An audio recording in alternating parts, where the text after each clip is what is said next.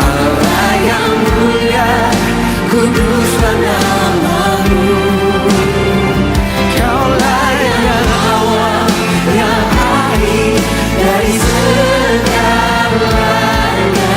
Yesus, Kaulah pujaan. Sorry. Shalom teman-teman. Shalom. Shalom. Tadi aku sebenarnya udah ngomong loh, tapi aku tuh lupa kalau mic-nya dinyalain, maaf ya.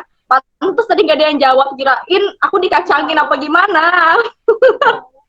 Sorry ya teman-teman, sorry. Ya, buat teman-teman yang baru join, selamat datang ya, selamat datang di UHOP. Shalom juga buat kalian semua ya. Semoga dimanapun kalian berada, kalian dalam keadaan sehat sejahtera. Amin. Ya teman-teman, sebelum kita mulai UHOP kita, ada sedikit yang mau aku sampaikan ya. Jadi selama UHOP, Jadi selama ibadah UHOP kita, mic teman-teman diharapkan untuk dinonaktifkan ya. Dan hanya dibuka kalau misalnya si WL atau si pembicaranya aja nyuruh untuk menyalakan mic-nya. Oke teman-teman, jadi seperti itu. Oh ya, nanti di akhir UHOP nanti kita akan ada sesi fotonya. Jadi nanti minta tolong dengan sangat untuk teman-teman untuk kamera teman-teman diaktifkan ya. Terima kasih teman-teman. Oh ya, satu lagi, banyak banget ya. Buat teman-teman yang belum ngisi Google Form, mohon diisi ya. Nanti linknya dikasih kok. Oke teman-teman. Oke aja lah ya. Oke. Sekarang kita mau memulai UHOP kita. Kita mau mempersiapkan hati kita. Kita mau menyembah Tuhan.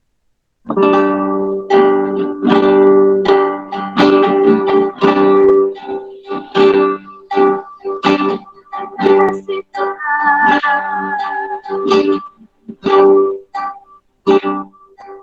Terima kasih Tuhan. Terima kasih Tuhan, terima kasih Yesus.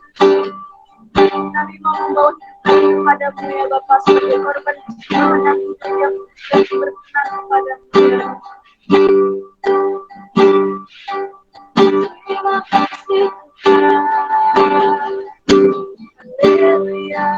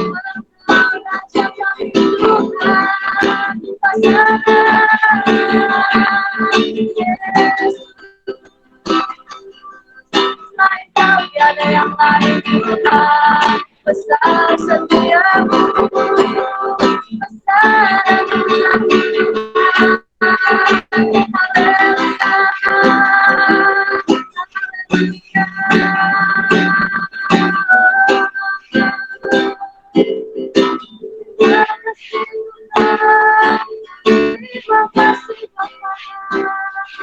Terima kasih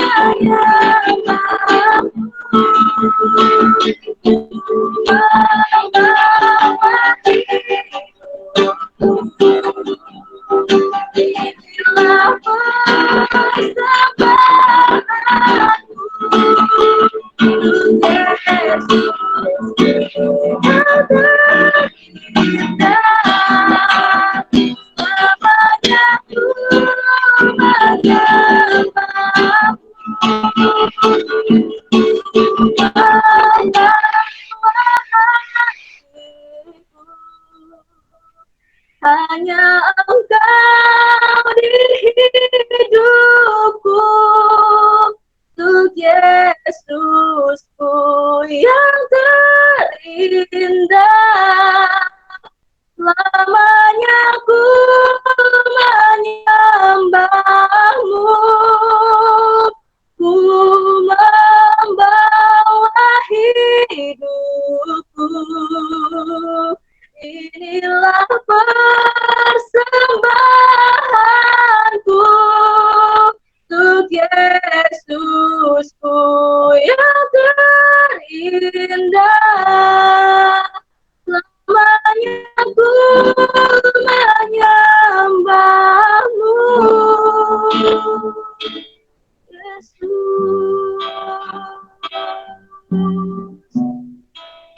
Selamanya ku menyembahmu,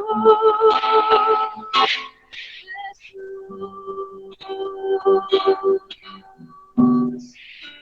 Selamanya ku menyembahmu,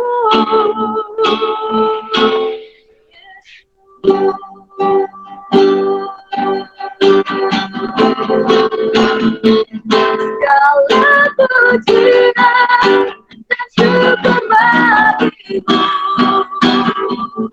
Allah yang mulia, kudus dan namamu.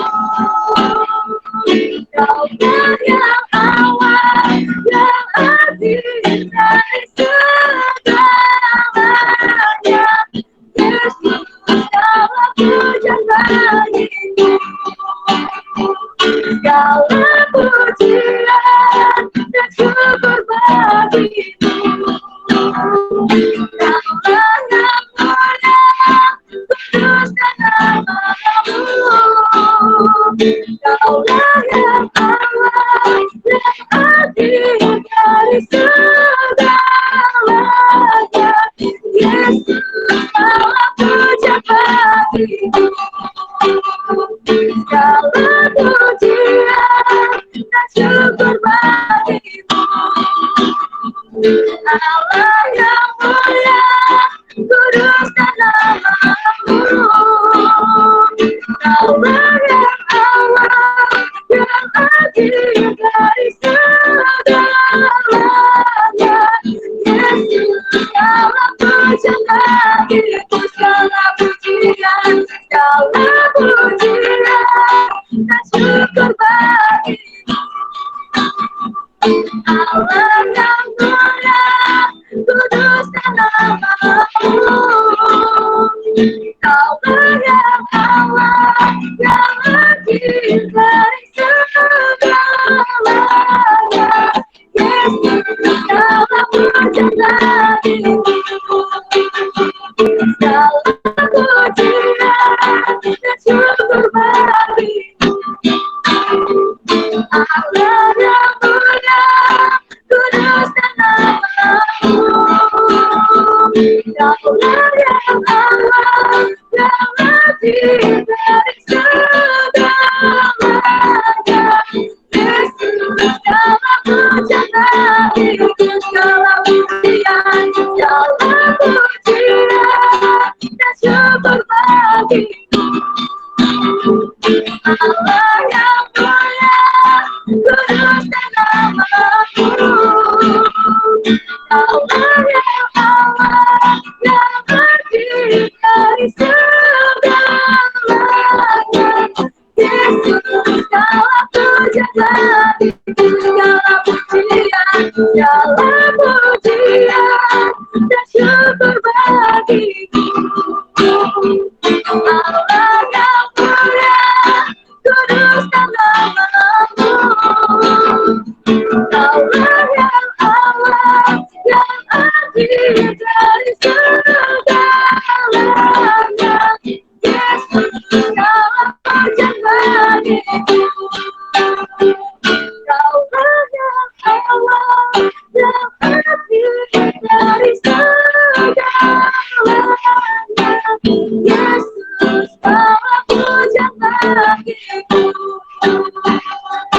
yang awal yang arti dari segalanya.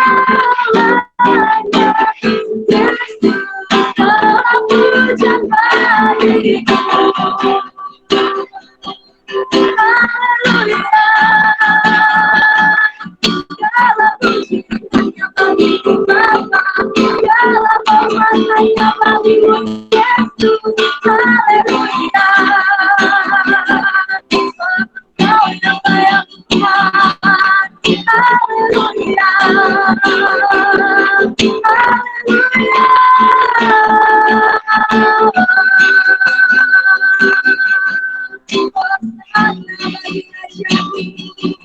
Hosana bagi rajamu. Kami persembahkan pujian kami Tuhan. Haleluya. Haleluya. Haleluya.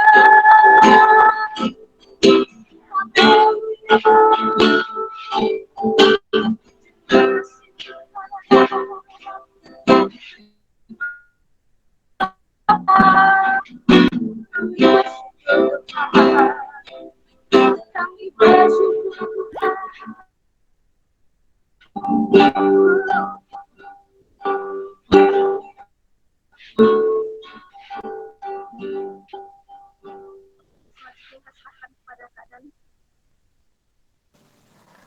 Ya, shalom, selamat malam teman-teman. Mari kita mau sebelum mendengarkan kebenaran firman Tuhan, kita mau sama doa bertata di dalam surga. Kami bersyukur atas penyertaan Tuhan sampai malam hari ini, kasih menikmati karunia-Mu, kasih menikmati sampai Engkau pernah selesai. Kami bersyukur Bapak. Kalau sebentar kami akan mendengarkan kebenaran firman-Mu, kami buka hati dan telinga kami sebagai seorang murid untuk kami belajar taat dan setia akan kebenaran firman Tuhan, dan biarkan pada malam hari ini Injil Kristus diberitakan jelasnya Tuhan hidup kami, dan biarkan kami bukan hanya sekedar mendengar, tapi kami menjadi pelaku firman di dalam kehidupan kami sehari-hari, menjadi jawaban atas kampus kami, atas kota kami, dan atas bangsa kami Indonesia. Kami sungguh bersyukur kiranya Engkau menuntun kami, sembunyikan hamba-Mu di balik salib-Mu Tuhan. Apapun yang hamba-Mu sampaikan itu hanya berasal dari Engkau saja. Pimpin kami Roh Kudus di dalam nama Tuhan Yesus. Kami telah berucap syukur, haleluya, amin. Oke, shalom teman-teman. Suaraku aman ya? Halo. Aman ya. Saya mohon maaf karena saya ini halo Mas Yus. Saya lagi nggak enak, jadi agak serak-serak becek gitu ya. Oke, teman-teman, kita mau malam hari ini saya berterima kasih buat CT ya sudah memimpin pujian. Terima kasih buat tim acara juga yang sudah mempercayakan malam hari ini saya boleh menyampaikan firman Tuhan. Kita mau sama-sama belajar tentang legasi. Legasi ini adalah warisan ya teman-teman. Warisan yang kita nanti akan banyak belajar bagaimana Musa sebelum Musa akan mati memberikan sebuah petuah, memberikan sebuah janji sebelum Musa akan mati, dan Yosua dan bangsa Israel akan masuk ke tanah Kanaan. Kita akan sama-sama banyak belajar firman malam hari ini. Jadi teman-teman bisa siapkan Alkitabnya ya, teman-teman bisa siapkan kalau Alkitab buku puji Tuhan, dan teman-teman bisa join, lebih ajak teman-teman yang lain juga masih bisa teman. Oke teman-teman, saya minta tolong untuk Mas Gebi untuk bisa menyampilkan PPT-nya.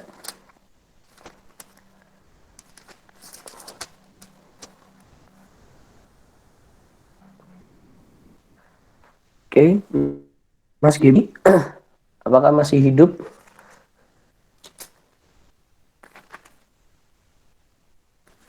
Belum ya, Mas Gebi belum siap ya. Oke teman-teman, sambil menunggu Mas Gebi, kita nanti di malam hari mau belajar di ulangan 32. BTW suaraku aman ya, kedengeran ya? Aman. Oke, teman-teman. Kita mau belajar dari ulangan 32 teman-teman ya. Ulangan 32 di sini tentang nasihat Musa yang terakhir, perikopnya. PPT-nya belum siap ya?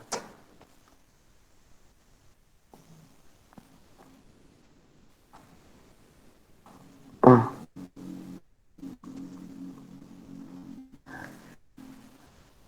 Oke teman-teman, kita mau belajar dulu di ulangan 32. Saya akan belajar, ini nanti kita akan banyak belajar di ulangan 32, dan buat aku teman-teman, kita mau sama-sama buka Alkitab kita terlebih dahulu teman-teman.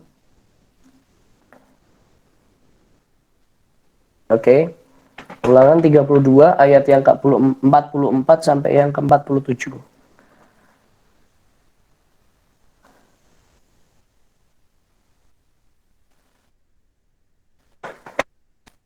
Oke teman-teman, kita mau baca bersama ulangan 32, nasihat Musa yang terakhir, ayat 44 sampai 47. Saya akan bacakan buat teman-teman semua yang di sini. Oke, PPT-nya di Bapak. Ulangan 34 sampai 47 tentang nasihat Musa yang terakhir. Kita membaca bersama-sama di Alkitab teman-teman. Kita nggak usah pakai di media ya.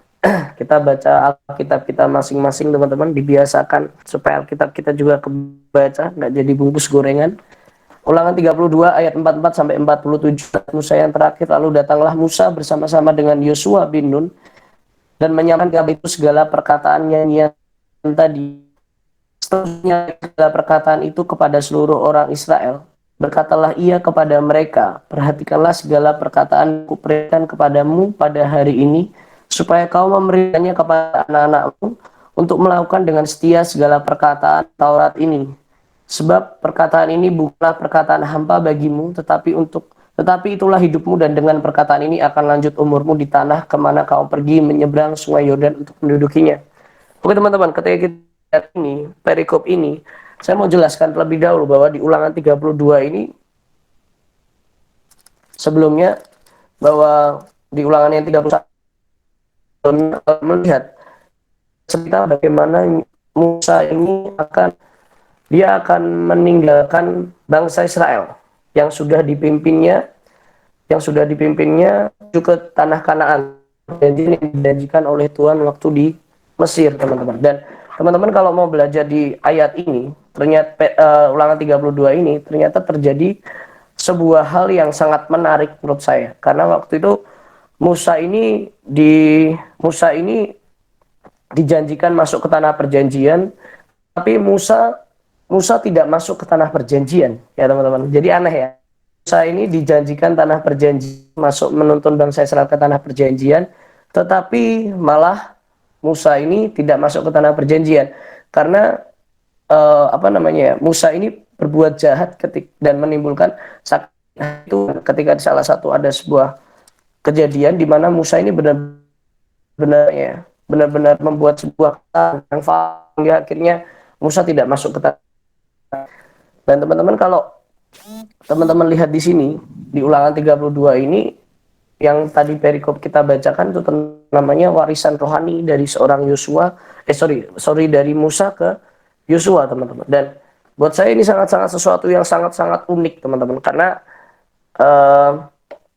ya tadi kalau kita bicara tadi Musa nggak masuk ke tanah perjanjian, tapi Musa dapat janji bangsa Israel akan masuk, tapi Musa tidak dapat ke tanah perjanjian. Dan latar belakang cerita ini bercerita bagaimana seorang Musa ini menyanyikan, yang nyuruh nyanyian Musa, kalau teman-teman lihat di 32 itu yang nyuruh adalah Tuhan gitu loh ya teman-teman. Jadi kayak Tuhan tuh udah ngasih tahu nanti ketika kau mati, bangsa Israel ini nanti akan keberzinahan, nanti dia akan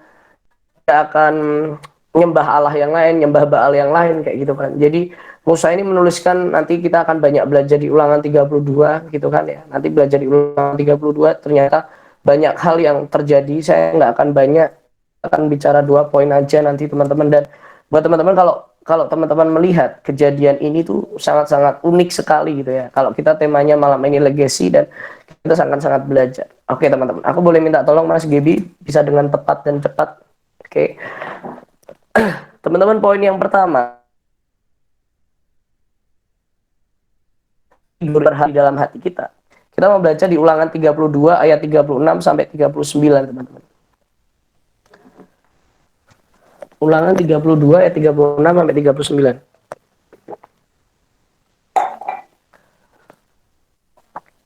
Teman-teman bisa baca di Alkitabnya masing-masing ya. Ulangan 32 ayat 36 sampai 39. Ulangan 32 ayat 36 sampai 39. Lihatlah sekarang bahwa akulah dia, tidak ada kecuali aku. Akulah yang mematikan dan yang menghidupkan. Aku telah meremukkan tetapi akulah yang menyembuhkan. Dan seorang pun tidak ada yang dapat melepaskan dari tanganku. Ya, ini perkataan Allah yang dinyanyikan oleh Musa. Sesungguhnya aku, hanya huruf besar, mengangkat tanganku ke langit dan berfirman, demi aku yang hidup selama-lamanya. Apabila aku mengasah pedangku yang berkilat-kilat dan tanganku memegang penghukuman, maka aku membalas dendam kepada lawanku dan mengadakan pembalasan kepada yang membenci aku. Aku akan memabukkan anak panahku dengan darah dan pedangku akan memakan daging darah orang-orang yang mati. Musuh berapa panjang itu kalau kita baca sampai ayat yang 42 dan ayat 39 ngomong seperti, lihatlah sekarang bahwa akulah dia, tidak ada Allah kecuali aku, akulah yang mematikan dan yang menghidupkan.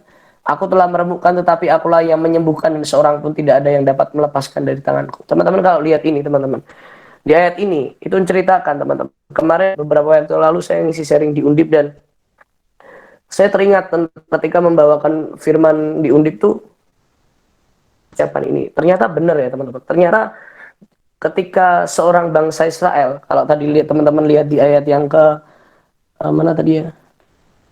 Ayat yang ke-36, sebab Tuhan sudah beri keadilan umatnya dan merasa sayang kepada hamba-nya bahwa kekuatan mereka sudah lenyap dan baik hamba maupun orang merdeka sudah tiada.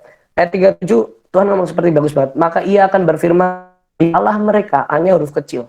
Berarti ini bukan Allahnya Israel, tapi Allah yang bangsa Israel. Jadi gunung batu yang makan lomak dari korban sembelihan mereka, meminum anggur dari korban kecurahan mereka. Biarlah mereka kamu sehingga kamu dapat mendapat perlindungan. Di sini nyanyian Musa ini Tuhan kayak ngajarkan Israel bahwa mana coba Allah kamu? Mana Allah yang kamu sembah? Mana coba bisa nggak tolong kamu gitu? Bisa nggak tolong kamu untuk masuk ke tanah perjanjian? Sekalipun bahkan Tuhan tuh sudah bawa bangsa Israel sampai ke tanah perjanjian, tapi bangsa Israel masih aja ngeyel gitu. Dan masih aja tetap membuat patung-patung berhala. Padahal udah ini kejadiannya ini udah mau masuk ke tanah Kanaan teman-teman. Kalau teman-teman nanti lihat sampai ulangan 34, Musa mati, Yosua masuk sama Kaleb sama beberapa orang yang kemarin sudah beberapa pasal sebelumnya sudah dibahas dan kita sama-sama ngerti bahwa ternyata Allah mempertanyakan sebenarnya siapa sih yang kita sembah di dalam kehidupan kita gitu. Nah, teman-teman, ternyata kita baca di ulangan 32 ayat 36 teman-teman. Figur itu menyingkap di dalam hati kita. Teman-teman kalau lihat, siapa sih figur Allah dan figur seorang Tuhan Allah figur seorang Allah dan Musa ketika mereka ada di dalam bangsa Israel, teman-teman. Sebelum kita mewariskan next generation kita, sebelum kita mewariskan untuk anak-anak PMK, untuk anak-anak rohani yang Tuhan percayakan dalam hidup kamu, untuk orang-orang yang hari ini mereka perlu teladan dari hidup kamu, kita harus tahu dulu, yaitu adalah siapa figur seorang Allah dalam hati kita. Teman-teman, bangsa Israel benar-benar kehilangan figur ya kan. Waktu itu kan ceritanya Musa mau mati ya kan. Dan waktu itu Allah bangsa Israel itu Allah yang benar gak ada bentuk secara fisiknya dan secara manusia gitu kan. Jadi bangsa Israel tuh kayak nanti kalau teman-teman baca sampai hakim-hakim, mereka tuh kayak pengen mengangkat seorang raja bagi Israel, pengen mengangkat seorang raja bagi Israel. Tapi Tuhan belum mengizinkan ya kan. Sampai akhirnya Tuhan mengizinkan seorang Saul yang naik dari suku Benyamin untuk jadi rajanya Israel. Nah teman-teman, kita harus cek di dalam hidup kita, teman-teman. Sebelum kita melayani generasi, sebelum kita bahkan mengasihi kota, mengasihi bangsa, coba cek. Sebenarnya kita ini kehilangan figur seorang Bapak di surga nggak? Kita kehilangan figur seorang Allah nggak di dalam kehidupan kita? Karena nggak mungkin kita memberi kalau kita tidak menerima, teman-teman. Ya, kita harus terima dulu nih, terima secara utuh siapa sih sebenarnya kehadiran Allah dalam hidup kita. Nah teman-teman, ketika kehilangan figur seorang Musa yang akan mati dan Allah dalam berupa fisik, bangsa Israel itu menyembah Baal teman-teman. Justru itu adalah bukan suatu cara untuk, bukan hanya untuk memurnikan hati kita, teman-teman. Tapi sebenarnya ketika kita kehilangan figur, sebenarnya kita tuh kelihatan siapa sih sebenarnya yang jadi berhala, idol di dalam hati kita. Ya, siapa sih yang sebenarnya kita sembah ketika kita melayani? Sebenarnya siapa sih yang kita sembah ketika kita baca firman? Siapa sih yang sebenarnya kita sembah ketika kita bekerja? Siapa sih yang kita sembah ketika kita lagi sekolah? Siapa sih yang kita sembah ketika kita lagi kuliah, gitu ya teman-teman. Nah, ketika bangsa Israel kehilangan figur itu, teman-teman, dan terlihat kan bahwa ternyata Allah yang dibuat oleh bangsa Israel tidak mampu menolong mereka. Hanya Allah Israel yang sudah menuntun dari tanah perbudakan ke tanah perjanjian, itu yang menolong bangsa Israel. Jadi teman-teman, ketika kamu nggak ngerti siapa Tuhan dalam hidup kamu, kamu akan membuat idol di dalam hati kamu. Teman-teman, ada satu hal yang sangat menarik, teman-teman. Ketika kamu punya masalah, sebenarnya menentukan siapa yang jadi idol kamu. Ya, ketika kalian manusia ini cenderung bahwa ketika ada masalah, dia akan memegang alih kendali dalam kehidupannya. Karena adanya ketidakpastian, nanti kita akan belajar di situ. Tapi teman-teman, kalau kita mau melihat bahwa ketika kita kehilangan figur seorang bapak, kehilangan figur seorang ayah, ya, itu akan kelihatan sebenarnya kita ini benar nggak nyembah Tuhan, benar nggak kita ini sebenarnya kita tuh benar nggak sedang nyembah siapa kita gitu. Kayak bangsa Israel, ternyata ketika Musa mau mati, secara fisik Allah tuh nggak ada, ya kan. Zaman ini kan belum kelihatan ya Yesus Kristus, ya kan, masihnya lihatnya Allah Yahweh gitu kan, ya, dari bangsa Israel seperti itu. Dan itu benar-benar kayak mereka nggak punya figur pemimpin, nggak punya figur seorang bapak. Sekalipun Musa mewariskan itu kepada Yosua. Nah, nanti kita akan banyak belajar. Musa ini kan bagi bangsa Israel adalah kayak bapaknya bapak, itu leadernya leader, ya, pemimpinnya pemimpin gitu kan. Jadi kayak mungkin bangsa Israel, kalau saya pun waktu itu ada di sana, teman-teman kalau posisi ada di sana, mungkin juga nggak akan semudah percaya itu kepada Yosua, iya kan. Kalau teman-teman ada di posisinya bangsa Israel itu, coba teman-teman rasakan, apakah benar-benar teman-teman ini waktu itu, saat itu nyembah Tuhan Allah, atau jangan-jangan kamu membuat Allah lain, ilah-ilah lain dalam hidupmu. Allah lain itu banyak, teman-teman. Bisa aja Allah dalam hidupmu adalah perasaanmu sendiri, pikiranmu sendiri, kamu menentukan segala sesuatu pakai caramu sendiri. Boro-boro tahu keinginan Tuhan, boro-boro tahu kehendak Tuhan, gitu. Selalu yang diajukan adalah kehendak kita pribadi, keinginan kita pribadi. Nah, hati-hati itu, teman-teman. Hati-hati itu jadi berhala dalam hidup kamu. Bukan hanya media, HP, atau pacar yang jadi berhala. Jangan-jangan kehendakmu sendiri itu jadi berhala dalam hatimu. Nah, teman-teman, ketika kita berusaha supaya kehendak kita yang terjadi, kita gak akan pernah yang namanya menerima warisan iman itu. Kayak ibarat nih, kita sedang dikasih orang nih, tangan kita ini lagi menggenggam, ya. Kalau tangan kita kosong, kita akan lebih mudah untuk menerima sesuatu dari orang lain. Tetapi ketika saat tangan kita menggenggam, ya, ketika orang ngasih, otomatis genggaman yang ada di tangan harus dilepas dulu dong, ya nggak? Dosa-dosamu maybe, video pornomu maybe, nyontekmu mungkin, gosipmu mungkin harus dilepas. Supaya apa yang Tuhan berikan ke kamu bisa kamu tangkap. Tetapi beda cerita ketika kamu nggak mau genggam ini, ketika kamu nggak mau lepas ini, kamu nggak mau lepas ini. Maybe pacaranmu sudah nggak bener, udah nggak kelewat batas. Kamu nggak mau mutusin, lu mas, aku udah terlalu lama sama dia, aku udah cinta sama dia, aku nggak mungkin lepasin dia. Gimana caranya Tuhan mau berikan yang terbaik? Tuhan mau berikan warisan iman buat hidupmu. Tuhan mau berikan kepercayaan dalam hidup kamu. Memang kadang seringkali kita itu terlalu menggenggam sesuatu, ya. Saya percaya seperti ini, teman. Prinsip hidup yang saya hidupi seperti ini. Jangan lepaskan segala sesuatu untuk Yesus dan jangan lepaskan Yesus untuk sesuatu. Ketika teman-teman melepaskan segala sesuatu untuk Yesus, teman-teman bukan hanya sekedar menerima berkatnya doang, tapi kamu menerima pribadi Allah itu sendiri. Ya, ketika kamu mengerjakan segala sesuatu, kamu mungkin keadaannya nggak berubah, tapi respon hati berubah karena kamu memegang Yesus. Mungkin kamu akan kehilangan banyak hal, kehilangan uangmu, kehilangan waktumu ketika mentorin orang, kehilangan uangmu maybe ketika kamu harus ketemu orang kamu yang bayarin gitu. Tapi ketika kamu memegang Yesus, kamu sedang pegang seluruh dunia ini. Nah, masalahnya kadang kita mikir, ketika kita terima Yesus sebagai Tuhan dan Juru Selamat, ketika kehendak Tuhan yang terjadi, ketika Yesus jadi idol di hati kita, kita mikir harus ada salib yang ditanggung, harus ada bayar harga yang ditanggung. Seringkali kita berpikir nggak enaknya ikut Tuhan. Ikut Tuhan emang nggak enak, kita harus punya pikul salib. Tapi ketika kita pikul salib bersama Tuhan, itu adalah enak, gitu teman-teman.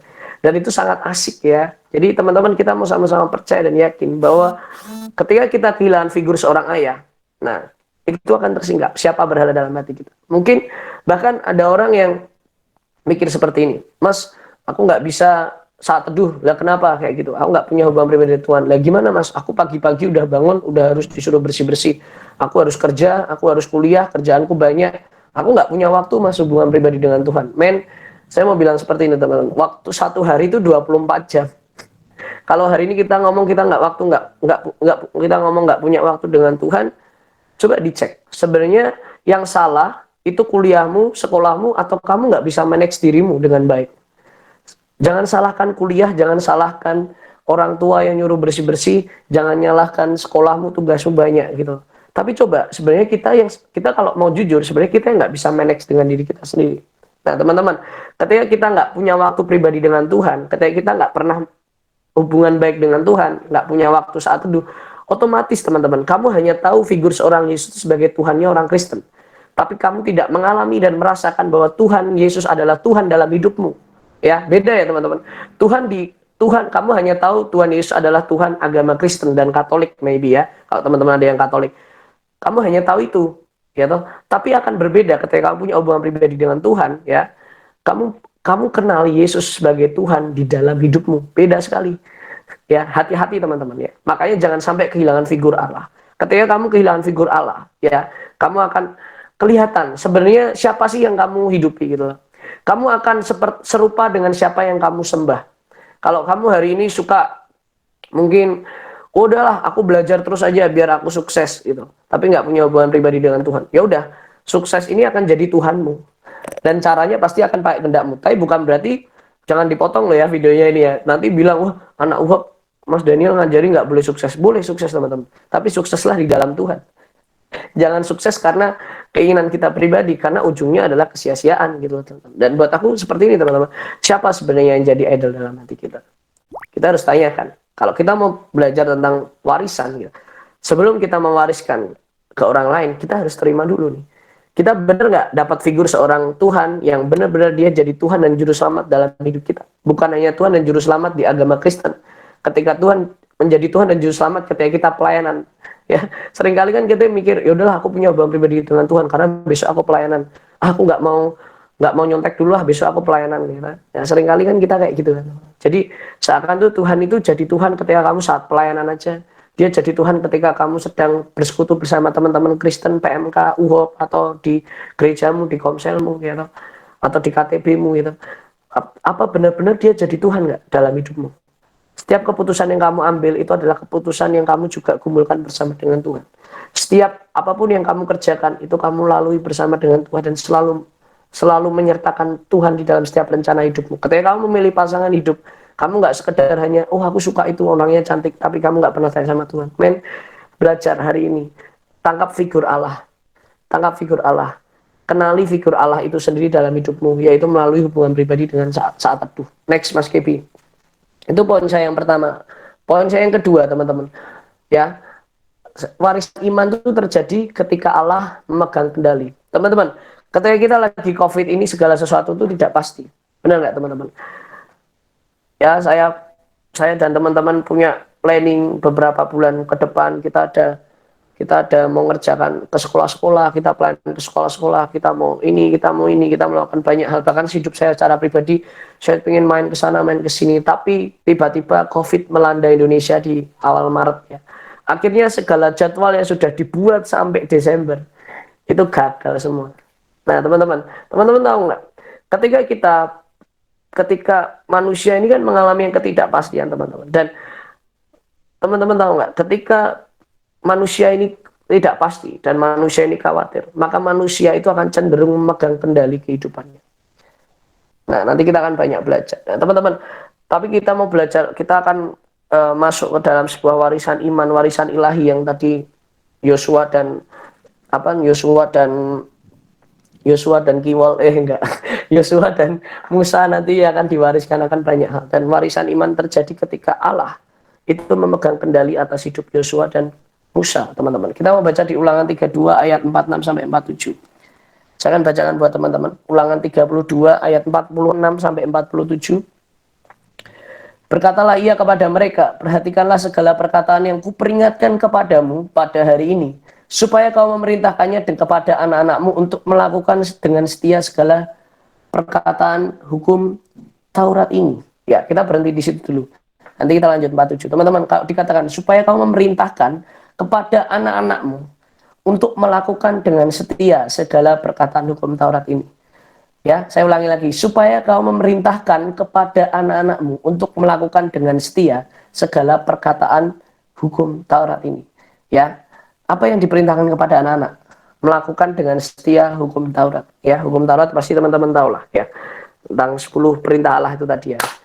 Teman-teman nanti baca di kos, di kontrakan, di rumah sendiri-sendiri ya. apa yang dilakukan Allah ingin melakukan apa kepada Musa dan Yosua, dan Musa ini menjadi perantara Allah untuk mewariskan segala sesuatu kepada Yosua yang nanti akan meneruskan perjalanannya bangsa Israel masuk ke tanah perjanjian. Ya, apa yang dilakukan? Yaitu untuk memerintahkan kepada anak-anakmu. Ya, berarti ini Musa ini lagi ngomong sama seluruh bangsa Israel, teman. Dan sejarah mencatat waktu Musa ngomong seperti ini, ya. Ini tepat sekali, Musa itu bukan hanya ngomong cuma sama bapak-bapak yang sudah tua-tua. Tapi tertulis di sana bahwa Musa ini juga ngomong sama anak-anak kecil. Itu ngomong seperti ini, teman-teman. Bahwa ternyata ketika melakukan perintah Tuhan, melakukan Taurat Tuhan pada kala itu, bangsa Israel semua, baik orang tua, anak kecil, mbah-mbah, mbok de, pak de, simbok, mbak yu, mas, kang mas, om, tante, semua memerintahkan untuk melakukan dengan setia segala perkataan hukum Taurat. Ya, itu adalah sebuah warisan yang sangat-sangat, mungkin bukan warisan secara harta atau material, ya. Waktu itu ya, mungkin ada juga ya warisan secara material di keluarganya suku-suku ini ya, 12 suku ini ya. Tetapi yang terjadi di situ adalah warisan bahwa dikira warisannya, wah warisannya dapat berkat nih dari Musa, wah dapat, kalau Elia tuh dapat jubahnya, Tuhan percayakan untuk aku muridkan dan untuk aku mentori, hari ini mereka akan lebih lagi mengenal Yesus. Tetapi aku percaya bahkan sekalipun mereka nggak saat teduh, aku nggak tahu, bahkan saat pun mereka saat teduh dan mereka nggak ngirim di grup, aku tahu Allah memegang kendali. Dan aku percaya bahwa Tuhan turut bekerja dalam segala sesuatu untuk mendatangkan kebaikan bagi orang yang mengasihi Dia. So ketika kita belajar mengasihi Dia, kita nggak akan lagi takut kalau anak-anak rohani kita nggak bertumbuh. Kita nggak akan takut lagi kalau PMK kita nggak berubah. Kita nggak takut lagi kalau Indonesia nggak dipulihkan. Karena janji Tuhan, ya dan amin, bahwa bangsa ini dipulihkan, bahwa keluargamu dipulihkan, bahwa anak-anak rohanimu juga, anak-anak rohani Tuhan percayakan mereka juga akan mengalami pertumbuhan. Jadi jangan pegang kendali di dalam setiap pelayananmu gitu. Loh kan aku seringnya main drum, masa aku nggak mau main gitar? Nah itu karena kita selalu pegang kendali. Ya, sekarang belajar untuk merendahkan diri, merendahkan hati supaya Allah pegang kendali hidup kita. Supaya Tuhan mampu memberi sesuatu yang terbaik dan kita beri untuk next generation. Kita beri untuk orang-orang yang hari ini mereka terluka di kampus, mereka yang terikat dengan seks, mereka terikat dengan video porno, karena ada Tuhan di dalam hidup kamu. Next, Mas Gebi. Oke, teman-teman. Nah, teman-teman tahu nggak? Khawatir itu adalah tanda ketika kita sedang ambil alih kendali. Teman-teman, saya sungguh bersyukur seperti ini. Saya sungguh bersyukur seperti ini. Kadang apa sih area-area dalam hidup kita yang kadang membuat kita khawatir? Nah, teman-teman, justru ketika kita khawatir, sebenarnya kita ini sedang pegang alih kendali sesuatu. Khawatir soal apa? Khawatir soal duit. Ya karena kamu sedang pegang alih kendali dalam keuanganmu. Khawatir kamu nggak dapat customer. Ya karena kamu sebenarnya lagi pegang kendali atas customermu. Khawatir anak rohaninya nggak bertumbuh. Ya karena kamu sedang pegang kendali anak rohanimu. Khawatir kalau IPK-nya nggak baik. Karena kamu belajar tetapi kamu tidak melibatkan Tuhan di dalam studimu. Dan itulah ciri-ciri orang yang khawatir. Semua boleh cek hati kita. Bahkan aku pun juga memiliki kekhawatiran. Kita sama-sama belajar dan kita diingatkan ya teman-teman. Dan teman-teman, ketika teman-teman mulai sadar ada area-area dalam hidup teman-teman yang khawatir, teman-teman harus menyadari bahwa oh aku lagi pegang kendali dalam hidup ini. Dan tadi teman-teman tahu kan, warisan iman itu tidak akan bisa terjadi ketika kita sedang pegang kendali sesuatu. Warisan itu tidak akan, ya misal kayak contoh lah, Bapak, ini contoh manusiawinya ya, saya akan beri contoh gini.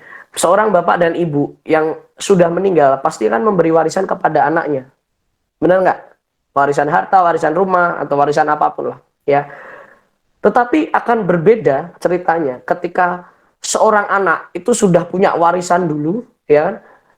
Terus bapak ibunya meninggal, apa ia mau minta warisan lagi? Ya nggak bisa, karena warisannya itu sudah ada di kendalinya dia kendalinya anak ini, ya nggak bisa lagi. Bapak ibunya mau ngasih apa lagi, ya kan? Kayak cerita seorang anak bungsu yang hilang tuh, minta bagiannya cepet-cepet gitu kan.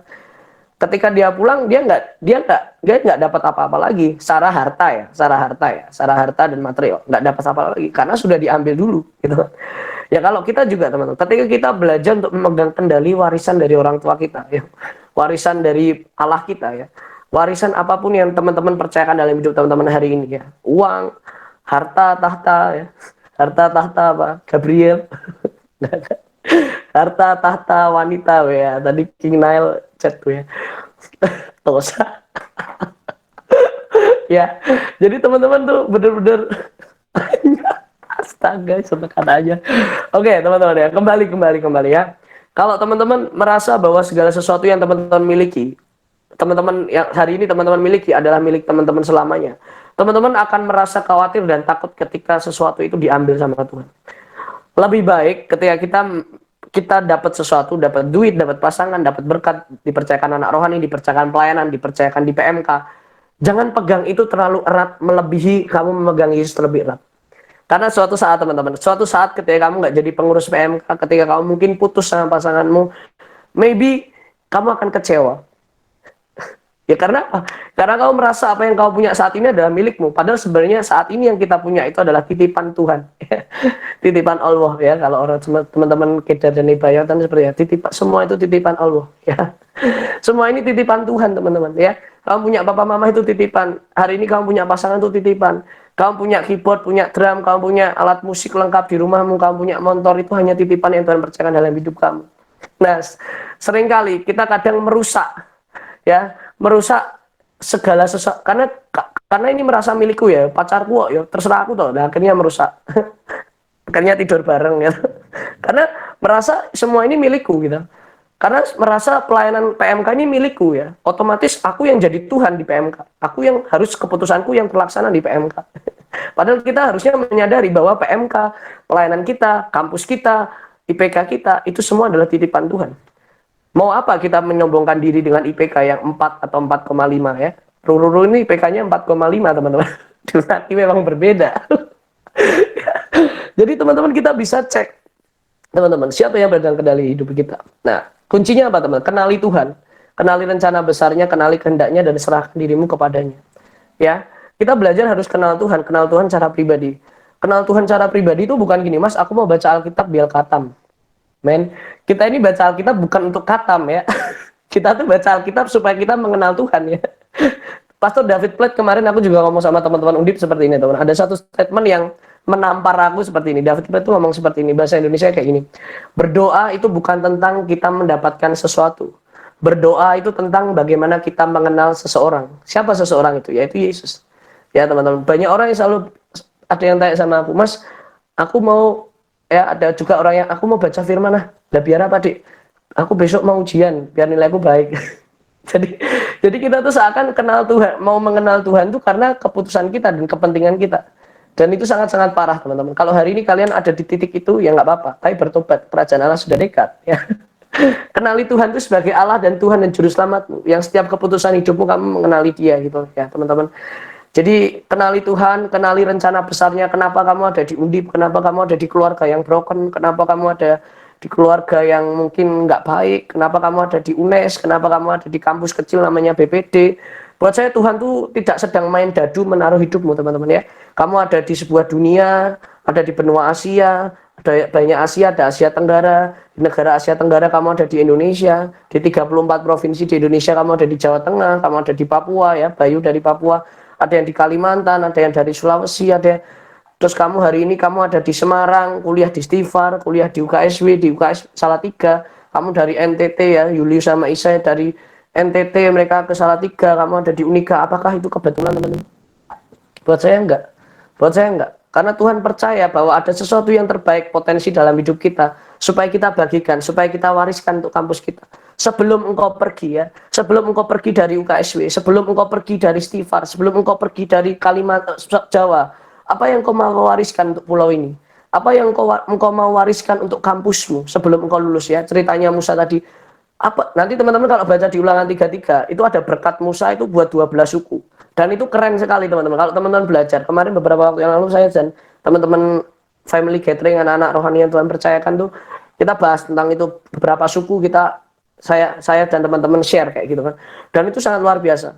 Nah, apa yang akan kamu tinggalkan untuk keluargamu, untuk kampusmu, untuk gereja lokalmu sebelum kamu nanti pulang ke rumah Bapak? Apa yang kamu berikan untuk kampusmu? Mau berikan untuk papa mamahmu? Ya. Ini bukan soal ngomong soal harta, teman-teman. Saya bukan hanya soal ngomong duit, enggak. Tapi warisan iman seperti apa yang kamu berikan untuk Salatiga, gitu. Apa yang mau kamu berikan untuk ibadah kreatif, Isai? Apa yang kamu berikan untuk PMK Stifar, Bayu? Apa yang kamu berikan untuk Papua, Bayu, maybe ya? Apa yang kamu berikan untuk Unika, Lydia? Apa yang kamu percayakan untuk Udinus, ya, Listi, ya gitu ya?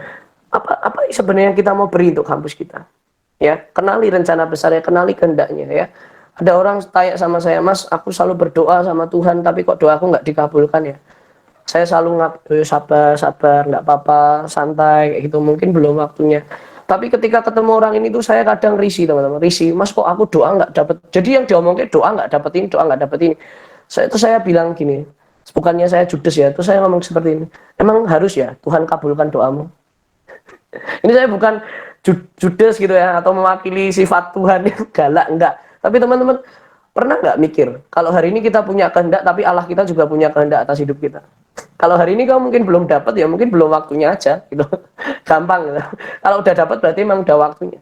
Memang nggak gampang, makanya kita harus kenal Tuhan. Orang yang kenal Tuhan pasti kenal rencana besarnya, pasti kenal kehendaknya. Pasti kenal kenapa kamu ada di Unika, kenapa kamu memiliki anak-anak rohani yang orangnya kayak gini. Apa yang kamu wariskan? Itu terjadi ketika kamu kenal sama Tuhan. Apa yang kamu wariskan untuk keluargamu? Yang mungkin papa mamamu mungkin nggak kenal Tuhan maybe. Atau secara usia papa mamamu lebih tua. Apa yang kamu mau berikan untuk orang tuamu? Ketika kamu rajin pelayanan, ketika kamu rajin persekutuan. Apakah suka marah-marah menentang papa mamamu? Apakah kamu suka ngata-ngatain teman-temanmu yang di sekitarmu kalau kamu hari ini rajin persekutuan? Apakah yang kamu berikan untuk orang-orang yang terluka di luar sana? Itu semua dimulai dari ketika kamu punya figur seorang bapak yang tadi poin saya yang pertama. Next, Mas Kibi. Nah teman-teman, saya ini poin yang terakhir teman-teman. Nanti kita berdoa sebentar. Warisan yang terbaik sudah diberikan, yaitu ketika Tuhan Yesus mati di kayu salib. Teman-teman tahu ya, itu di PPT saya ada 3 salib. Sebenarnya yang harusnya di situ itu siapa? Saya, maybe, Nike Gracia, Gabriel Mirsawa Caksono, ya. Yosua Kiwol ya, salibnya nggak kelihatan. Ya, mungkin kita yang mungkin harusnya ada di salib itu teman-teman. Tapi siapa yang menggantikan? Yesus. Dan teman-teman, Paulus itu mengatakan seperti ini teman. Kita sama manusia dan Tuhan itu ibarat musuh Allah. Ya, Paulus itu pernah nulis bahwa kita ini sebenarnya musuh Allah. Apa sih yang dilakukan musuh selain membinasakan ketika ketemu? Ya kan? Musuh ketemu musuh, wah sungit, nggak mau ketemu dia. Aku nggak mau kenal sama kamu. Tapi teman-teman tahu nggak? Semua itu diselesaikan di kayu salib. Siapa namanya? Yesus Kristus Tuhan. Dia memberikan nyawanya, warisan terbaik yang tadi itu adalah nyawanya sendiri untuk kita. Untuk GB, untuk Nika, untuk Bayu, untuk PMK Stifar, untuk UKSW, untuk History Maker Unika, untuk Udinus Unity, ya. Warisan terbaik itu sudah diberikan. Ketika Tuhan Yesus mati di kayu salib, semua dosa, semua kesalahan, semua kelemahan itu sudah ditanggung di kayu salib. Teman-teman kalau dilihat di Ulangan yang ke-32, ayat yang nyanyian Musa tadi, Mas Gebi saya boleh minta tolong tampilkan ayatnya kalau yang ini, karena ini penting sekali. Teman-teman harus lihat sendiri. Ulangan 32, ayat yang ke berapa tadi? 47 kalau nggak salah. Saya sudah tutup Alkitab. Ulangan 32 ayat yang ke-39 Mas Gibi. Sorry. Ayat yang ke-39. Ulangan 32 ayat 39. Lihatlah sekarang bahwa akulah dia, tidak ada Allah kecuali aku, ya. Akulah yang mematikan dan yang menghidupkan, Alfa dan Omega, awal dan akhir. Aku telah meremukkan, ya, tetapi akulah yang menyembuhkan, dan seorang pun tidak ada yang dapat melepaskan dari tanganku. Teman-teman, tidak usah dihapus Mas Gibi, biar ayat ini dibaca teman-teman.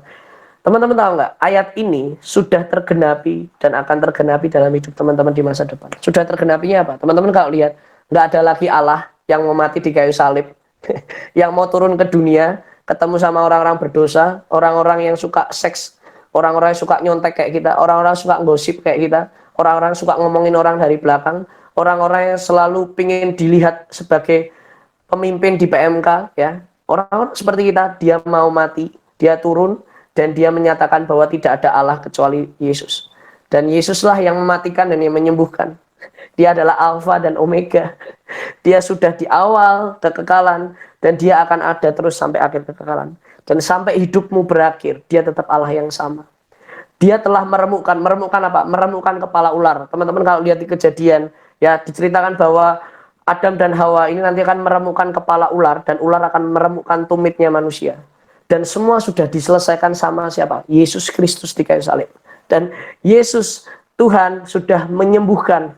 Bayangin, dia sudah sembuhkan PMK teman-teman. Dia sembuhkan anak-anak rohani yang Tuhan percayakan. Dia sembuhkan keluargamu. Dia sembuhkan gereja lokalmu. Dia sembuhkan orang-orang yang ada di ibadah kreatif KSW. Dia sembuhkan orang-orang yang terluka. Dia sembuhkan hidupmu bahkan teman-teman. Dan seorang pun nggak ada yang dapat melepaskan dari tanganku. Itu tandanya apa teman-teman? Sekalipun kamu berlari ke kutub utara, kemanakah aku dapat pergi? Menjauhi rohmu Tuhan, ku berlari mendaki ke langit, namun engkau ada di sana. Bayangin teman, kamu lari sampai ujung dunia. Yesus ada di sana. Sekalipun hidupmu gagal, kamu jatuh di dalam lubang kekelaman, dia tetap Allah yang sama pegang kendali atas hidupmu. Nah hari ini teman-teman, kalau kita tahu bahwa Yesus mati di kayu salib karena dosa-dosa kita, karena kesalahan kita, kita harus menyadari benar bahwa segala sesuatu yang Tuhan percayakan hari ini untuk kita, tapi untuk kemuliaan namanya, untuk hatinya Tuhan. Apa isi hati Tuhan? Isi hati Tuhan itu adalah orang-orang di kanan kirimu, papa mamamu, anak-anak PMK yang Tuhan percayakan, ya, teman-teman yang mungkin dia nggak ngerti tentang Tuhan, orang-orang di kerjaanmu, temanmu sebangku ketika kuliah waktu sebelum COVID, temanmu praktek, temanmu magang, ya, semua itu teman-teman, hatinya Tuhan tuh adalah mereka isi. Matius 28 19-20, jadikan semua bangsa muridku dan baptislah mereka dalam nama. Dan ingat, ketika kita memberitakan berita pengampunan dosa, kita beritakan Injil untuk orang-orang di sekitar kita. Teman-teman tahu nggak? Semua itu Tuhan sertai sampai akhir zaman. Kita kadang jadi orang Kristen yang kadang egois, sudah diselamatkan tapi tidak mau ceritakan keselamatan buat orang-orang di luar sana. Kadang kita egois, kita udah diselamatkan Tuhan, ada orang-orang yang berdoa untuk kita di generasi kita yang di atas, tapi kita nggak mau berdoa untuk generasi kita di bawah. Ada anak-anak kampus dari Unika yang berdoa untuk angkatannya Lydia. Mungkin Lydia nggak kenal orang-orang angkatan tua yang dulu-dulu. Tapi hari ini ketika kamu tidak mengambil sebuah posisi yang terbaik untuk berdoa untuk generasi di bawahmu, mungkin cerita Tuhan akan berbeda di generasi selanjutnya. Kita ini semua ada di dalam rencana Allah yang besar atas bangsa ini, atas kotamu, atas keluargamu bahkan. Dan hari ini belajar untuk mengambil posisi yang tepat. Kalau hari ini hubungan papa mamamu nggak baik, dan kamu nggak baik, belajarlah untuk meminta maaf sama papa mamamu. Pa, mah, aku salah. Ketika kita mengalah bukan berarti kita kalah. Ketika kita mengalah itu berarti menurunkan berkat Tuhan atas keluargamu. Ya, blessing atas kotamu, blessing atas bangsamu. So teman-teman hari ini percaya benar bahwa ketika kamu menerima warisan iman itu, kamu juga harus bagikan warisan itu. Beritakan Injil. Ya, saya sungguh percaya seperti ini teman. Hari-hari ini kita jadi seorang anak-anak PMK, anak orang-orang gereja yang suka dengar statement rohani, tapi kita nggak pernah baca Injil itu sendiri, nggak pernah baca firman itu sendiri. Padahal firman Tuhan itu adalah sumber kekuatan, sumber pengharapan, dan kematian Yesus Kristus itu sudah cukup bagi kita untuk kita melayani, untuk kita berdiri di keluarga, untuk kita berdiri bagi bangsa. Applause from people itu terbatas, tapi applause from heaven itu nggak ada batasnya. Dan itu sudah dimulai dari kematian Yesus di kayu salib. So, wariskan sesuatu yang terbaik untuk generasimu. Ceritakan bahwa Yesus sudah mati buat kamu. Berita pengampunan dosa itu harus diberitakan. Berita Injil itu harus diberitakan buat orang-orang di sekitarmu. Nggak peduli kamu nggak perlu harus jadi pendeta. Lo mas kan berita Injil harus pendeta. Aku kan nggak mudeng Alkitab apa. Makanya kita belajar teman-teman. Kita banyak belajar tentang firman Tuhan. Kita juga hidupi firman Tuhan. Supaya banyak orang-orang di sekitar kamu mengenal siapa Yesus dalam hidup kamu. Oke teman-teman. Kita mau sama-sama berdoa terlebih dahulu. Saya nanti teman-teman mau sharing, mau tanya-tanya juga boleh. Ya, kita sama-sama belajar malam hari ini. Oke teman-teman, kita mau sama-sama berdoa terlebih dahulu.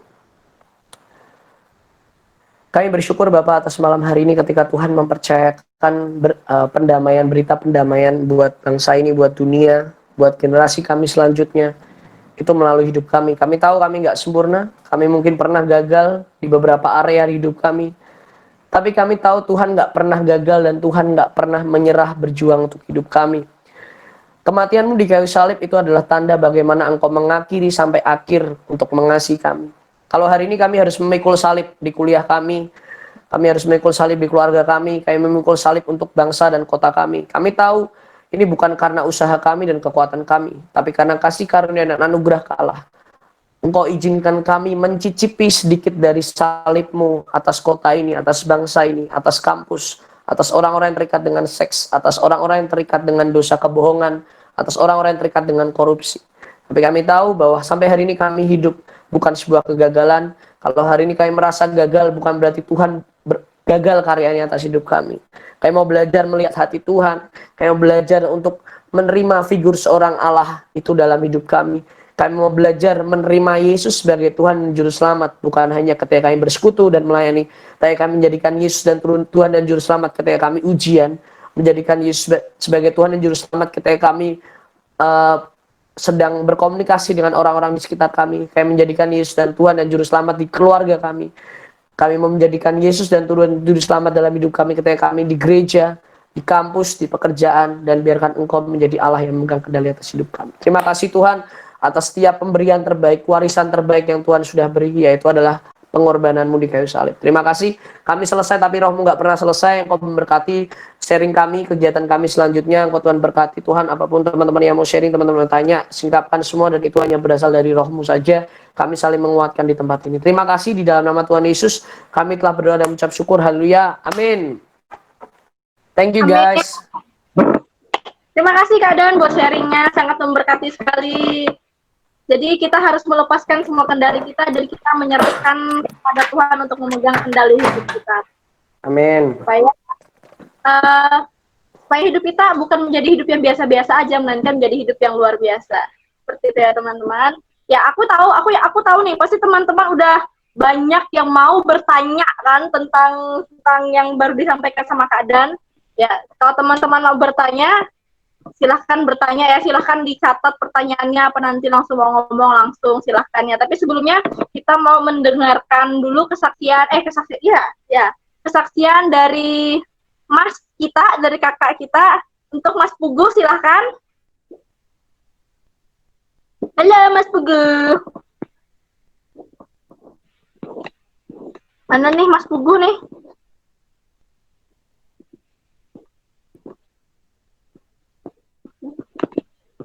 Halo Mas Pugu. Walah, shalom. Tungguin juga. Ternyata penyakitnya cetek tadi nularan. Apaan dah? Ya silakan Mas Pugu. Sharing apa ya?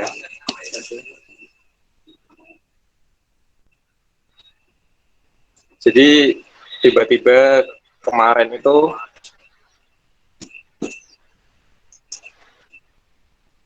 saya ditembusin sama siapa ya, anak-anak U-Hope tuh buat sharing gitu. Padahal saya sudah sering sharing ya, kalau pas U-Hope itu pasti ada waktu tersendiri ketika teman-teman udah pada pulang, saya disuruh sharing gitu kan. Nah, sharing tentang apa ya, tema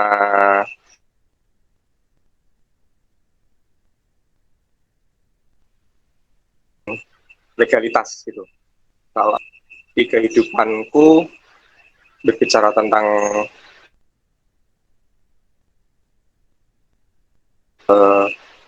terutama di pekerjaanku ya, saat ini memang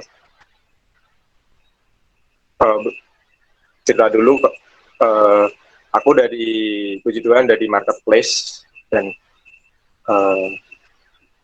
udah memiliki usaha sendiri, puji Tuhan. Itu juga karena tuntunan Tuhan juga. Jadi awal aku lulus kuliah beberapa tahun yang lalu, itu aku sempat bekerja juga di sebuah perusahaan yang terkenal juga sih, di Astra. Nah itu di sana, dan aku memang menemukan sesuatu yang tidak sesuai dengan legalitasannya Tuhan di dunia ini gitu. Contoh gampangnya, saat itu aku mengawasi perkreditan kendaraan bermotor gitu teman-teman, dan saat itu memang ya banyak kecurangan di sana karena ada beberapa masyarakat yang ekonominya di menengah ke bawah, dan memang aku pernah survei beberapa kali, itu memang kondisinya memang tidak layak untuk kredit motor, dan itu mereka disetujui teman-teman sama pihak surveyor sama pihak marketingnya kalau di dunia perkreditan seperti itu. Jadi ada dua kubu ini dari surveyor dan marketing yang menyetujui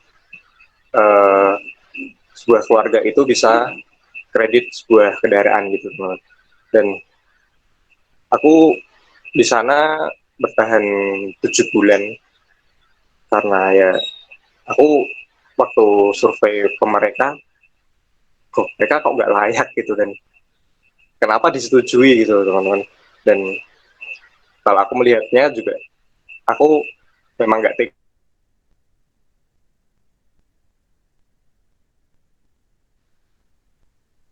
di ekonomi ke bawah itu udah bisa kredit motor, tapi nyicilnya itu sampai terlambat. Dan dari situ aku beralih teman-teman, dari situ aku ke tempat sablon kaos gitu teman-teman. Dan dari situ di sablon kaos ini aku sempat bertahan 1,5 tahun. Itu di sablon itu punya kakak kelasku dulu di Polines, dan bersyukur di sana juga bisa belajar banyak tentang dunia advertising. Dan setelah dari sana aku akhirnya memutuskan, bukan memutuskan sih, waktu itu ada kolaps gitu, perusahaan temanku ini kolaps, dan akhirnya semua karyawannya di PHK. Aku nggak tahu itu, waktu itu cuma dikasih pesangon sekitar 1 juta waktu tahun 2015, dan aku juga nggak tahu itu aku mau kerja apa gitu kan, karena aku sebenarnya punya kekurangan gitu teman-teman. Aku di buta warna parsial gitu, jadi aku susah untuk membedakan warna jika itu warnanya itu sama, hampir sama gitu. Jadi aku kurang bisa gitu, dan dari situ aku bertanya-tanya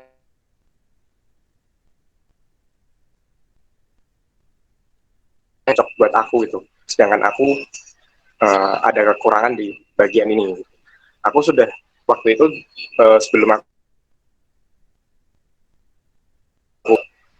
cari-cari kerja juga ke beberapa perusahaan lain, eh,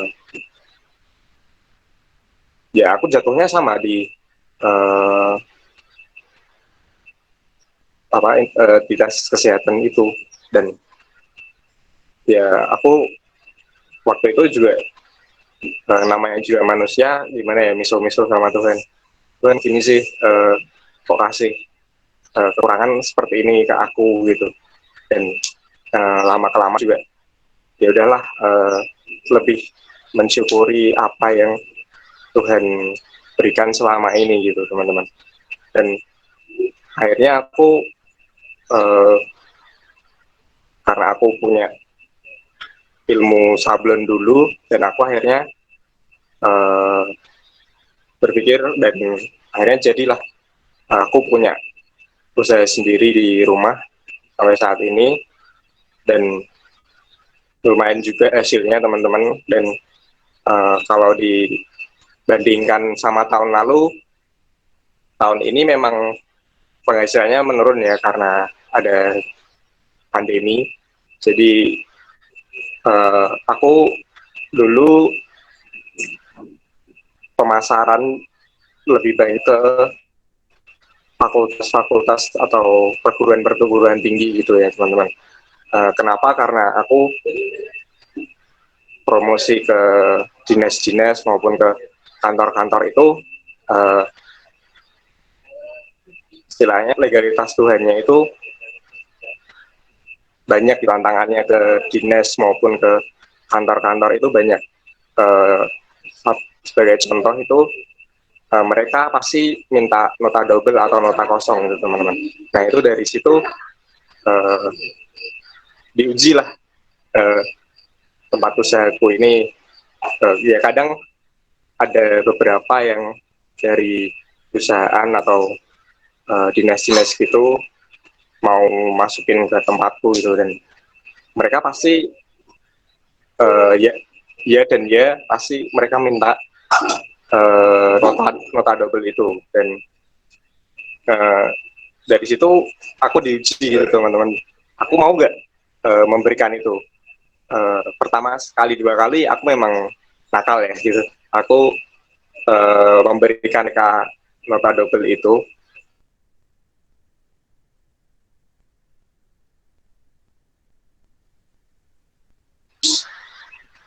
benar gitu kan, terutama di bidang usahaku. Kalau usahaku mau bertumbuh,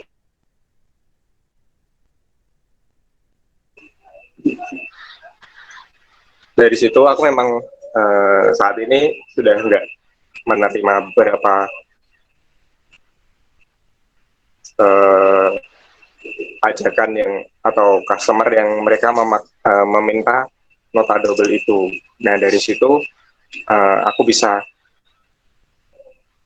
setidaknya hidup benar di hadapan Tuhan. Dan mungkin teman-teman yang nanti akan ke marketplace seperti itu, tantangannya yang pertama itu teman-teman, terutama yang di akuntan atau yang di lapangan-lapangan gitu. Jadi kan godaannya buat minta nota double itu lebih besar gitu teman-teman. Nah dari situ kan aku juga berdoa kenapa gimana biar aku tuh lebih berguna lagi di hadapan Tuhan. Aku jadi karena puji Tuhannya aku di Semarang juga penghasilannya itu lebih gede dari UMK Semarang gitu teman-teman, dari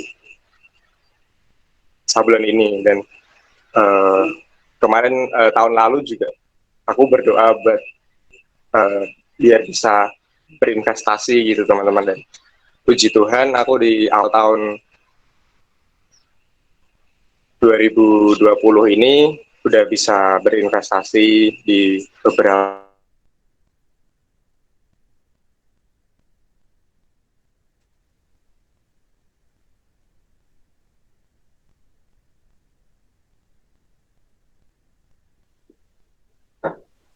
Cek, cek, cek. Halo, Mas Pugu.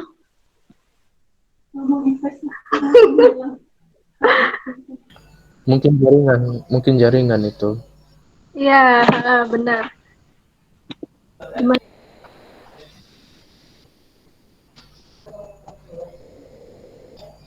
Sebentar ya, kita tunggu sebentar. Lagi asik sebenarnya kan, lagi dengerin kesaksiannya Mas Pugu. Kok tiba-tiba ngilang? Udah kayak doi aja. Iya. Tuh Mas Pugu, tadi muncul loh. Itu Hai, guys. gambarnya Mas. Ayo guys, ditunggu Halo. guys. tahu-tahu tadi out sendiri. Halo. Ya udah lanjut Kak.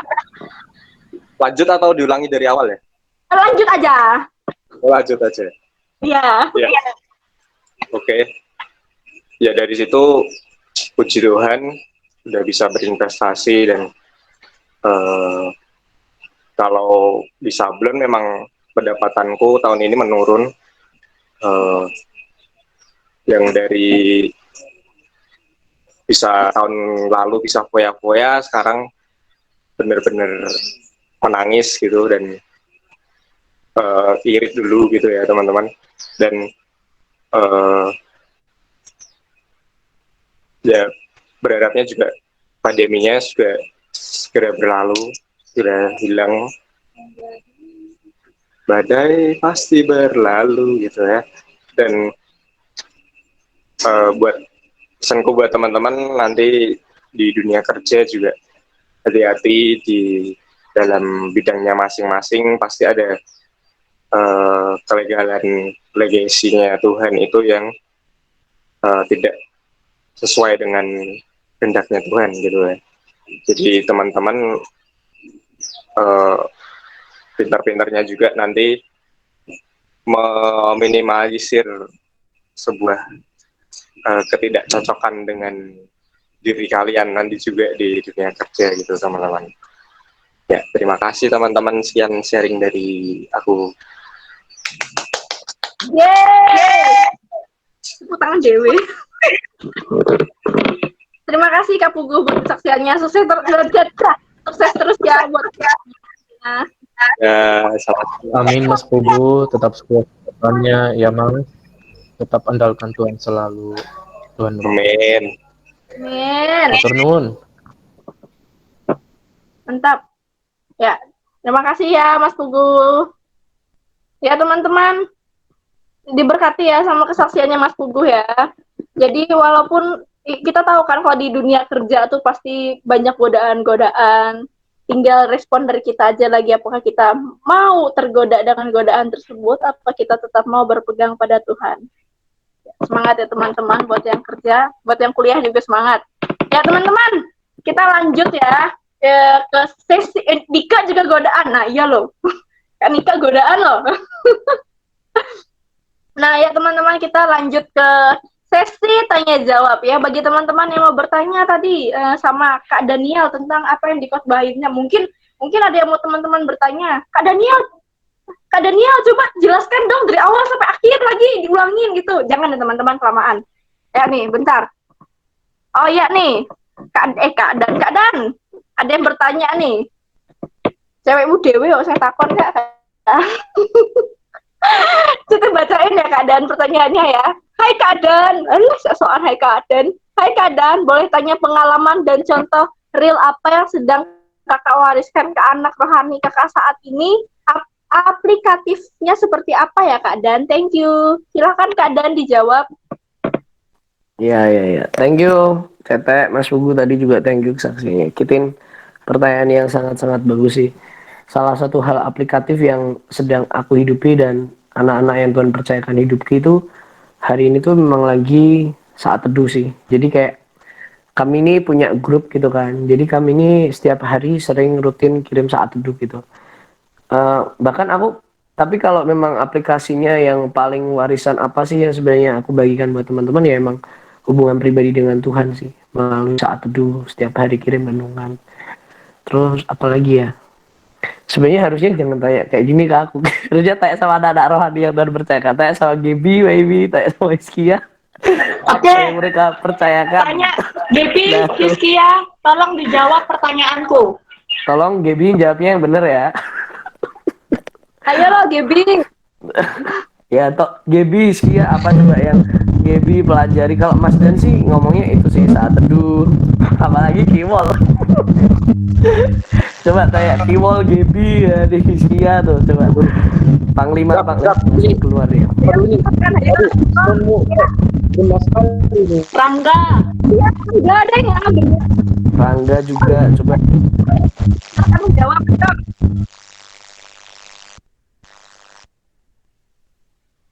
Ya, siapa duluan yang mau menjawab nih? Suara Gaby geruduk-geruduk katanya. Hiskia kalau gitu Hiskia kalau. Chat di komentar juga nggak apa-apa. Ya, benar. Suara Gaby mewakili. Warisin suka bully orang Mas gitu. Apa itu? Coba biar teman-teman yang jawab tuh. Biar jelas tuh gitu.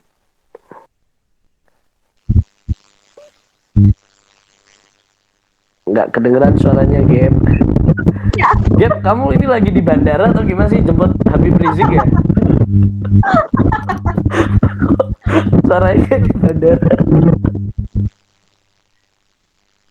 Gaby kayak apa itu ya? Kalau dari aku yang aku pelajari ya catat tuh terus bayar harga, komitmen, terus kemurnian hati ya kayak gitu yang aku dapetin dari Mas Daniel. Mungkin ada Mas Rizky Makan. Rangga yang menambahi. Ya, mantap. Terima kasih Gaby. Jadi banyak ya yang bisa dipelajari dari Kak Dan ya. Meskipun orangnya rada-rada seperti itu, ternyata banyak hal positif ya yang bisa diambil dari Kak Dan ya. Kamu bayar berapa, Gap? Jadi sogok dulu kan sama Mas Dan kan. Besok aku bayarin kalau makan Gap harus ngomong yang bagus-bagus ya tentang aku. Iya. Gaby udah ngencim ini Hana Masa nih dia di sini. Nah, untuk anak-anak yang lain apakah mau menjawab apa atau sudah cukup dari Gaby? Apakah sudah cukup mewakili hati kalian? Oh, cukup. Siap. Sangat mewakili. Oh, siap. Terima kasih Mas Hiskia. Ya, jadi teman-teman. Nah, jadi pertanyaannya tadi sudah terjawab ya. Elisa Kristiani. Yes. Ya, teman-teman. Kita membuka pertanyaan lagi buat mungkin ada teman-teman yang masih mau bertanya. Tanya aja banyak-banyak guys. Keadaan suka kalau banyak pertanyaan. Ya gak Keadaan. Wih, Hiskia panjang sekali ya pertanyaannya ya. His, gimana kalau kamu ngomong langsung aja His? Enggak ya. Males. Ya udah aku bacain ya. Ini keadaan perlu chat dibacakan apa nggak perlu atau keadaan langsung jawab aja? Bacakan Dums. Biar capek ada kerjaan. Ya, pertanyaan ini. Aku memahami juga nih. Ya, Hiskia Inenda Putra. Mas, mau nanya dong Mas? Ya, silahkan. Kalau ngomongin soal legasi, menurutku memang menarik banget. Karena banyak hal yang bisa dipelajari dan merema banget. Karena yang aku tahu yang namanya legasi atau warisan itu harus diturunkan, apalagi itu firman. Tapi gimana respon yang tepat waktu legasi itu diturunkan dan penerimanya tidak bersedia atau bahkan nggak mau, atau bahkan juga menolak sejak awal, kasihan banget. Dengan alih-alih harus diturunkan, itu boleh jadi motivasi utama nggak sih? Ayo Kak Dan, gimana? Oke, pertanyaan yang bagus nih. Tolong Mas Kiwal dijawab. Kiwal nih dia komen nih, koplak banget. Kacau dia. Oke teman-teman, aku kemarin juga Mas Dan pribadi belajar sama Mas Puguh kemarin. Aku chattingan sama Mas Puguh tentang, Mas Puguh mungkin ingat ya, tentang yang namanya kehendak bebas seseorang. Ingat bahwa kayak tadi kalau Hizkia tadi bilang, misal nih kita itu punya warisan iman secara firman Tuhan lah. Bahasanya gini aja lah, ngewariskan untuk saat teduh gitu kan. Misal, yuk adik-adik Tuhan, adik-adik KTB, adik-adik mentor, yuk kita saat teduh. Misal kita wariskan itu ya, kita ambil benang merahnya di situ. Misal nih ketika kita nyuruh adik-adik kita saat teduh, kita nyuruh adik kita baca firman Tuhan kayak gitu kan. Seringkali mungkin adik-adik kita itu nggak mau gitu kan. Nah, respon kita sebagai seorang leader ya Is ya, berarti pertanyaanmu ya. Kita sudut pandangnya sebagai seorang pemimpin, orang yang mewariskan atau apa? Yang mewariskan ya nih. Atau yang diwariskan atau yang mewariskan ya. Oke. Berarti ya sikap kita gini. Yang tadi ketika tadi kan kita belajar sebenarnya ketika kita kan tadi kita ada poin kedua tadi Mas Dan tuliskan. Warisan iman itu tidak akan terjadi ketika Allah tidak memegang kendali. Nah, sebenarnya yang pegang kendali ketika kita mewariskan mau saat teduh itu sebenarnya kita nyuruh supaya anak ini bertumbuh atau kita mewariskan iman karena Allah sudah pegang kendali di awal. Beda. Karena ketika kita nyuruh supaya anak ini bertumbuh, itu berarti kita sedang memegang kendali atas hidup anak itu. Tetapi kita percaya bahwa Allah pegang kendali, ya, pasti warisan iman itu terjadi untuk anak-anak rohani kita. Entah anak rohani kita nolak atau enggak, yang penting respon dan sikap hati kita percaya dan yakin bahwa semua ada di dalam kendali Allah. Jadi respon yang pertama, kita harus tahu prinsip bahwa kita harus pegang prinsip ini bahwa Allah pegang kendali atas setiap warisan yang kita berikan untuk generasi kita selanjutnya. Salah satunya saat teduh. Kedua, ketika dia menolak, ya kita harus sebagai seorang mentor, leader, sebagai seorang kakak rohani yang baik, kita harus mencari kenapa kok dia menolak. Jadi jangan pernah lelah berjuang untuk generasi selanjutnya. Jangan pernah lelah berjuang untuk orang-orang yang kita juga mewariskan iman saat teduh tadi. Mungkin saat teduhnya bolong-bolong karena dia sibuk kerja. Mungkin saat teduhnya nggak jalan karena dia males, ya kan. Nah, sebagai seorang bapak dan baik, mentor yang baik, kita nggak boleh yang namanya marah atau judge dia. Yang paling terpenting adalah ketika kita menjadi seorang sahabat bagi anak-anak kita, meskipun umur mereka sangat jauh di antara kita harus belajar merendahkan hati. Ya, jadi kayak kedua itu kayak bangun komunikasi yang baik dengan orang-orang yang menolak firman itu sendiri. Gitu kan, saat teduh warisan iman itu sendiri. Apapun warisan iman teman-teman, tadi Gaby bilang komitmen, konsisten, hati murni, apapun teman-teman yang teman-teman bisa bagi buat anak-anak rohani teman-teman. Ya, coba yang kedua komunikasi dan cari seluk-beluk. Kenapa sih kok anak ini gini? Jadi lebih mengenal anak-anak ini kenapa kok dia menolak. Jadi yang pertama punya prinsip bahwa Allah memegang kendali. Jadi hati kita pun juga nggak akan kecewa dengan anak rohani, nggak kecewa dengan keluarga kita, nggak kecewa dengan anak-anak PMK yang nggak mau diatur maybe. Karena kita percaya bahwa Allah pegang kendali. Dan kedua, bahwa kita harus bangun hubungan dengan baik dengan orang-orang yang kita pimpin, orang-orang yang kita wariskan gitu. Kak Dan, langsung tutup dalam doa aja Kak Dan. Oke bro. Yuk kita Bro sih. yuk mari kita berdoa yuk. Berdoa menurut agama dan kepercayaan masing-masing. Oke. Satu agama woy. Oh iya ding. Ya mari kita berdoa. Allah Bapa yang bertata di dalam setiap kerajaan surga, sungguh Bapa kami bersyukur Bapa ketika kami boleh hadir di persekutuan UHOP sekalipun online, tapi kami tahu bahwa di sini kami saling menguatkan sebagai keluarga, kami saling belajar untuk terus hidup di dalam kebenaran firman Tuhan itu sendiri. Terima kasih kalau sebentar kami juga mundur mengerjakan aktivitas kami sehari-hari. Kami sungguh percaya bahwa kami mengizinkan Engkau untuk memegang kendali atas hidup kami, pekerjaan kami, sekolah kami, kuliah kami, bisnis kami, marketplace kami. Kami percaya kalau semua itu karena Tuhan dan semua kami kembalikan kepada Tuhan. Terima kasih Bapak, terima kasih di dalam nama Tuhan Yesus. Engkau memberkati UHOP, memberkati teman-teman yang sudah melayani malam hari ini. Kiranya Engkau memberikan sukacita, damai sejahtera, dan pengharapan yang kekal. Terima kasih dalam nama Tuhan Yesus. Kami telah berdoa mengucap syukur. Haleluya. Amin. Segala pujian dan syukur bagimu.